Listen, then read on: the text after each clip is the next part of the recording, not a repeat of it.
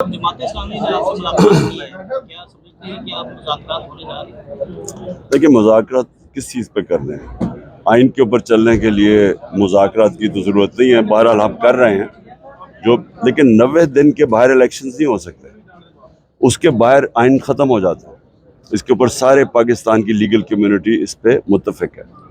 मतलब कल एक दूसरा 22 अप्रैल को निगरान हुकूमत की मुद्दत खत्म हो रही है, उस पर तहरीक इंसाफ क्या मौक़िफ़ रखती है? क्या यही निगरान सेटअप है आगे कंटिन्यू करे या फिर नया सेटअप लाया जाए? बिल्कुल इनकी कोई आइनी हैसियत नहीं रह जाएगी 90 दिन के बाद। सब कुछ जो ये करेंगे गैर आइनी होगा। इनको बिल्कुल हटना चाहिए और एक एडमिनिस्ट्रेटर अपॉइंट करना चाहिए जिसका सिर्फ काम हो इलेक्शन करवाना।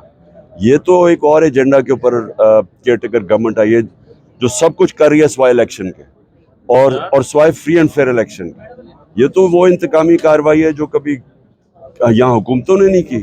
ये तो एक एजेंडा पे आई है, वो जो लंदन प्लान का हिस्सा है, जिधर वादा किया गया था नवाज शरीफ के तहरीक इंसाफ को क्रश किया जाएगा और ये नवाज शरीफ के केसेस खत्म किए जाएंगे। ये तो उस एजेंडा पे चल रहे हैं। ये तो इसका तो कोई ताल्लुक ही नहीं है केयर टेकर गवर्नमेंट से। शाहिद हुसैन सैयद साहब ने कहा है कि इमरान खान साहब के जो सऊदी प्रिंस हैं, बादशाह हैं, उनके साथ बड़े अच्छे रवाबित हैं और अमेरिका के साथ भी उनके साथ जो मामलात हैं वो ठीक है। तो जो बैरूनी एस्टेब्लिशमेंट उनके हवाले से बात की जाए तो इमरान खान ठीक है। देखिए, कौन कहता है कि हमारे ताल्लुकात बुरे थे? ये तो सिर्फ जनरल बाजवा ने, क्योंकि वो एक्सटेंशन चाहता था, उसने पूरी कैंपेन चलाई हमारे खिलाफ। लेकिन 2 OIC की मीटिंग्स 3 महीने में होनी पाकिस्तान में फॉरेन मिनिस्टर्स की, ये कभी पाकिस्तान में कितनी देर पहले हुआ था? तो उसके अलावा जो चाइना के साथ, जो हमारे सऊदी के साथ, जो तुर्की के साथ, सारे कॉन्टेक्ट्स का पता है। जो ट्रंप के साथ ताल्लुकात है, जो बोरिस जॉनसन से थे इंग्लैंड के अंदर, जिसने नाम लिया था, तो इनको कौन पूछता है?